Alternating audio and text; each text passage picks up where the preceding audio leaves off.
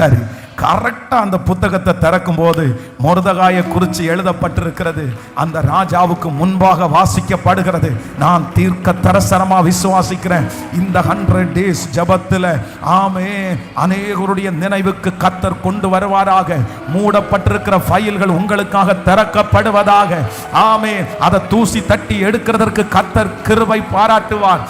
நெடுநாட்களாய் உங்களுக்கு கொடுக்கப்படாமல் நிலுவையிலே இருக்கிற காரியத்தை கர்த்தர் மறுபடியும் நம்புறவங்க நல்ல கைகளை தட்டி ஆமே ஆமே.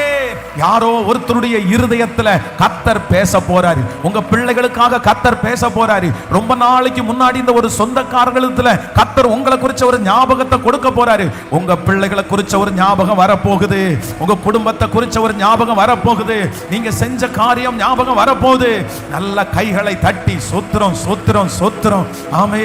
அது உங்களுக்கு லாபகரமாய் மாறப்போகிறது. அது உங்கள் தலைகளை உயர்த்துவதற்கு மாறப்போகுது. இதோ ராஜாக்களுடைய சிந்தைக்கு ஆண்டவர் உங்களை கொண்டு வர்றாரு. இதோ முக்கியமான நபர்களுடைய சிந்தைக்கு ஆண்டவர் கொண்டு வர்றாரு. ஹalleluya. வசதி உள்ள பலருடைய சிந்தைக்கு ஆண்டவர் உங்களை கொண்டு வர்றாரு. ஹalleluya.